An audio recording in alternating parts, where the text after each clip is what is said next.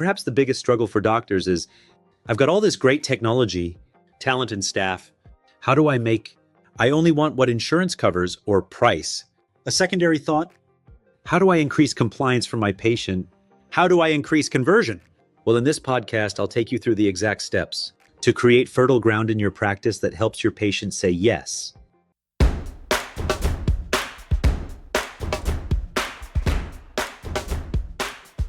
So here's the deal. Your business, like every other business, is a system. When we break it down to basics, that system looks like this. The phone rings because of your marketing, insurance listings, or a referral from a happy patient. Your team answers and, hopefully, doesn't bungle the call, leading to a booked appointment. The patient walks in the front door. They might fill out paperwork, undergo some preliminary tests, and then get seated in the exam chair. The doctor examines them, diagnoses them, maybe more than one diagnosis, and makes recommendations. The patient is passed off to the optical or contact lens area or ocular disease coordinator, and hopefully their next visit is scheduled. Rinse and repeat with the next patient. When everyone does their job right, the system produces revenue, straight up dollars. Another patient walks in, goes through the same system, and another chunk of money comes out. Maybe they come back, maybe they refer someone else. But at the end of the day, the system dictates your results. Measuring your system's performance? Let's get practical. If you want a quick way to measure how well your system is doing, here's a formula. Average revenue per new patient equals gross collections divided by the number of new patients. For instance, say you collect $900,000 in a year and see 600 new patients in that same year. That's $900,000. Divided by 600 equals $1,500 per new patient. So, on average, each new patient coming through your door contributes about $1,500 in revenue over time. Some clinics average $1,000 per new patient. Others go as high as $3,500 or more. The variance is huge, but it boils down to the system you've built. Now imagine tweaking your system so your average revenue jumps from $1,500 to $2,000. Multiply that extra $500 per patient by 600 patients, and you've just added $300,000 to your annual revenue. That's the power of systematically improving the patient experience. Stop taking it personally. Here's where many doctors go off the rails. You get emotionally wrapped up in every no. You don't even want to ask certain questions or present certain options because you're afraid of rejection. Your pride takes a hit if a patient says, "No thanks." But the truth is, it's just the system at work. You're not a mind reader, and you can't predict how every patient will respond. Yet we still want them to say yes to your treatment plan, your premium services, and your recommendations. That's what we call compliance. The patient actually follows through with what you prescribe. And yes, feelings drive that compliance more than facts. Remember our previous chat on feelings over facts? If not, I urge you to check out that video. I'll place the link in the show notes below. Creating fertile ground. Fertile ground means that by the time you ask the patient to commit, the environment is already primed for a yes, yes, yes. You're not in rocky soil trying to plant seeds of treatment recommendations on deaf ears. Instead, you're working with a team and a system that consistently sets you up for success. I've been able to walk into clinics where I've never met the patients before and routinely get 50 to 90% of them to do exactly what I recommend. Why? Because I understand how to cultivate that fertile ground. And now I'm giving you the same playbook. It's up to you to use it. System versus the economy. Your system is completely under your control. The brains of the people walking in the door? Not so much. But you can influence them by focusing on feelings, not just facts. We made a whole video on focusing on feelings and not facts, as I mentioned. I'll say it again. It's really important you check out that podcast to really drive home the understanding of feelings over clinical facts, guys. If your system is stale and your staff is constantly hearing objections like, "I need to think about it," and "I'll talk to my spouse," or "I can't afford this right now," they may start believing nobody is willing to pay for quality care anymore. That's a slippery slope. Worse yet, if you haven't updated your approach in the last 24 months, you're basically letting the economy and your patients' fears run your practice. That can lead to fewer new patients coming in. Lower conversion rates, people who do come in aren't saying yes at the same rate. Reduced compliance, patients only do a fraction of what you recommend. Combine those three factors and you have a sinking ship, dropping new patient numbers, dropping conversion, dropping compliance. The next thing you know, you're blaming the local economy, the weather, or last week's bad moon phase. Meanwhile, your practice is slowly leaking revenue. 3 ways to grow your practice. Any consultant worth their salt will tell you there are 3 ways to make your practice more profitable. Increase new patients, increase visit frequency, increase purchase size, that is, the amount each patient spends. Plenty of practices cling to just the first method, pumping up new patient numbers. That might keep you afloat temporarily, but if you don't address your conversion and compliance rates, you're still missing out on a ton of revenue and better patient outcomes, by the way. Pulling it all together. Know your numbers. Figure out your current average revenue per new patient. Is it $1,000? $1,500? $3,000? Own your system. Every step, from the phone call to the exam chair to checkout, shapes your patient's feelings. Create fertile ground. Don't let your staff get bogged down by objections. Make sure they're trained to engage emotions and build genuine trust. Embrace compliance. Encourage patients to follow through with your recommendations by appealing to what they feel, not just the clinical facts. Remember, you deserve what your system delivers. If your system is out of date or your team is discouraged, you'll keep getting lackluster results. But if you adapt, focusing on how patients actually feel, you can dramatically boost conversion and compliance, which leads to better healthcare and patient longevity. And ultimately, your bottom line. At the end of the day, facts tell, but feelings sell, and that's where the real transformation happens. So pick up your pen, do the math, and commit to making your practice a place where every patient says, yes, absolutely, before they even see the price tag. Price increases? Proceed with caution. Listen, I get it. There's been a trend these past few years of just charge premium prices and ignore the so-called less valuable patients. And sure, maybe some folks made a quick buck that way until the economy shifted and they got burned. I've seen doctors who raised prices so high they effectively scared away patient referrals. Next thing they knew, their marketing costs shot up because new patients were nowhere to be found. Translation: disaster. Besides, guys, most practices are over 80% insurance-driven. So it matters not what you increase your fees to, as insurance will just make your write-offs larger. And it's the private pay patient that seems to suffer as a result, right? The bottom line? You need balance.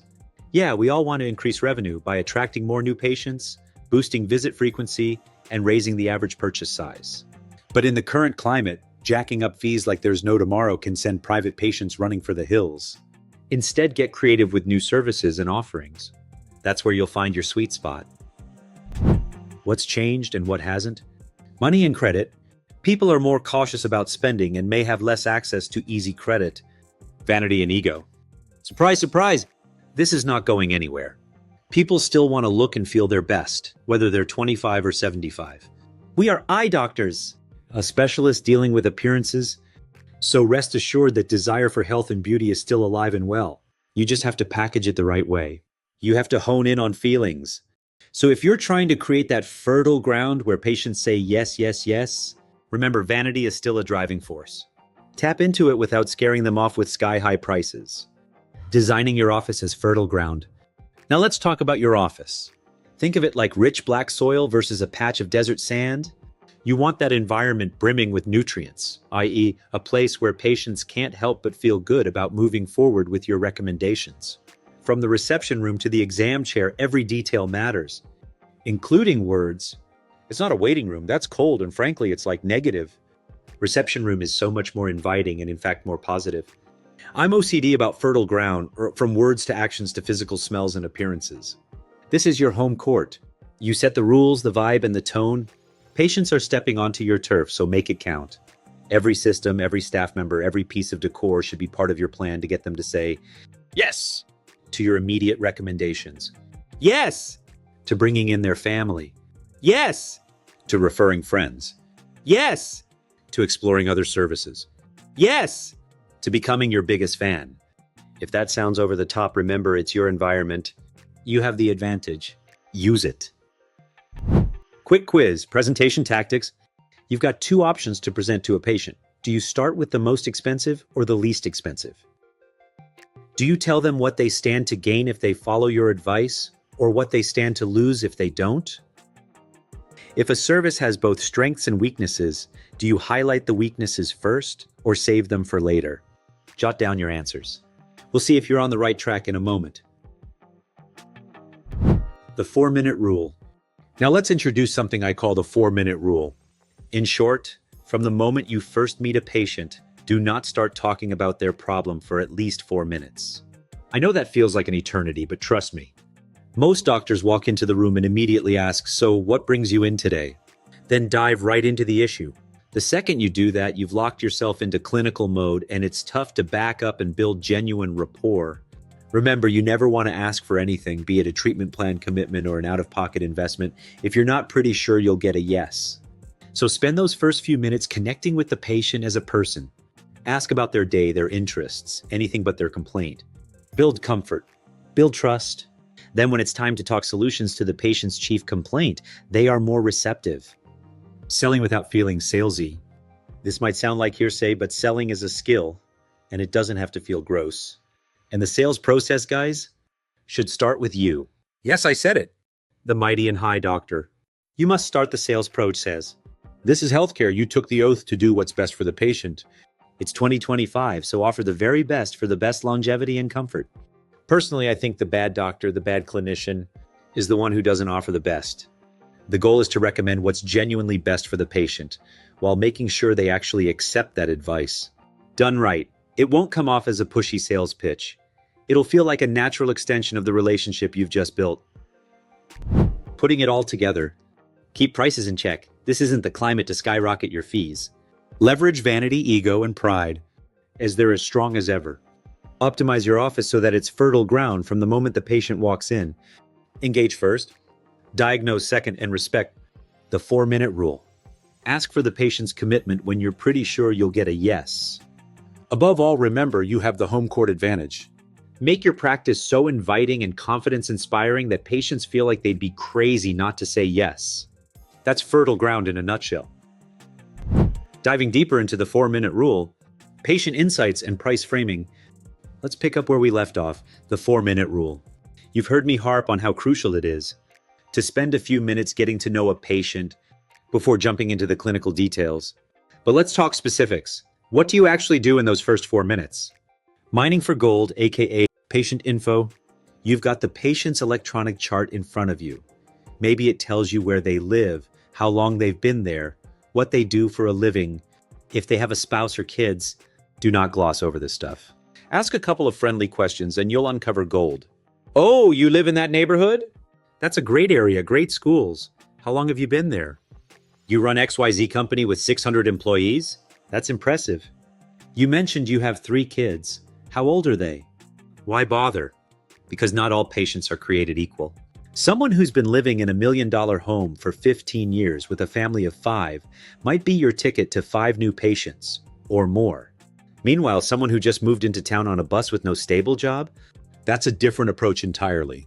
The point is to figure out, quickly, who you're dealing with so you can tailor your presentation or decide if you should even present anything at all.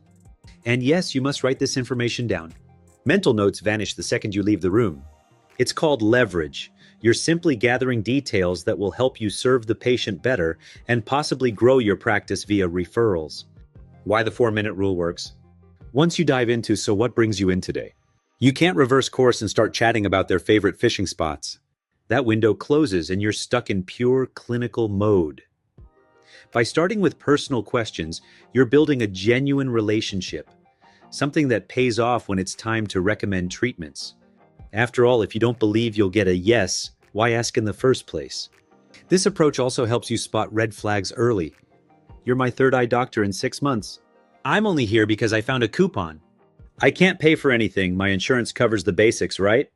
Armed with that info, you can decide how to proceed or not. The 4-minute rule is your chance to gather intel before the clinical stuff locks you in. Fertile ground. Home court advantage. Remember, your office is your turf. Everything from the waiting room decor to how staff greets patients should be engineered for a single purpose, creating fertile ground where patients feel welcomed, excited, and ready to say yes. If you're not orchestrating every detail, introductions, staff scripts, even a simple office tour, then you're playing on clay instead of rich black soil. Here's a quick test of whether you're in fertile ground or not. Formal introduction. Does a staff member consistently walk you in, introduce you, and share a bit of background on the patient before you start talking. If not personally, I think you're in trouble. Reciprocation. Has the patient already received a small gift or token from you with your name attached before you even show up? No? You're leaving relationship gold on the table. Office tour. Do you or your staff offer a quick tour so the patient feels at home? If not, you're missing a prime opportunity to set a welcoming tone. If your answer to these is no, that means your fertile ground is looking more like a desert. You want the patient to like you before you even open your mouth about the diagnosis or treatment plan. Presenting the big ticket items. Now let's talk about price, because this is where a lot of practices lose steam. The biggest mistake? Jumping from zero to the total cost in one giant leap. If the patient assumed everything would be covered by insurance, hearing that'll be $1,000 feels like a punch in the gut. They need time to process. Remember your quiz answers, doctor? Rule 1. Always present the highest fee or fees first, then work your way down if needed. Let's say your top-tier dry eye procedure can run up to $2,000. Float that number out there before you mention the $600 or $1,000 option. It reframes the conversation from $0 to $2,000 to $2,000 to $600, which feels like a relief, not an ambush. Rule 2, never start at zero. Instead, anchor them with a higher figure, what other providers might charge or the maximum it could cost if complications arise. Then dial it back to your actual price. Now let's talk about reframing time. The same logic applies to time. 6 months might sound like forever if you say this'll take half a year. But if you compare it to the 50 years they've already lived, or the 40 more they plan to live, 6 months becomes a blip. It's all about perspective. You're 50, you're planning on living to 90? That's 40 more years. So is 3 weeks really that big of a deal? You've been dealing with dry eyes for 10 years. What's a few months of treatment to fix it for good? When patients see time in a broader context, they're far more likely to agree to a lengthier treatment plan. Okay, let's wrap it up. Conversion without rejection. Ask good questions. The right questions at the right time equals fewer no's. Listen, if you're not truly paying attention, all the 4-minute rule in the world won't help. Orchestrate the experience. From the gift you hand out to the introduction your staff gives, every detail matters. Frame price and time. Always start high, work down, and put time in a larger context. When done correctly, you'll find patients are much more receptive to your recommendations. It won't feel like selling, it'll feel like helping, because that's exactly what you're doing. And that, my friends, is how you cultivate fertile ground for big yeses, bigger referrals, and a thriving practice. Final thoughts? Appearance, influence, and always playing to win. Let's wrap this up by talking about a few more things that might ruffle some feathers. But hey, I'm here to help you convert patients, not make you feel cozy. Doctor, appearance matters. Yes, I said it. Your physical setup, office decor, staff attire, even your own look can make or break your conversion and compliance rates. I know some of you love sporting that cool, casual vibe, but if you're aiming to maximize influence, you might want to reconsider. I've said it for years. Coming into clinic with a polo shirt or jeans, and then talking to influence a patient on a $3,000 myopia management program or a $10,000 premium cataract procedure just won't cut it. I bet my influence conversion skills would tank if I showed up in a polo and jeans with my tennis shoes. Sorry for all you casual docs out there, I'm just saying it like it is. Influence is a science, not a guess.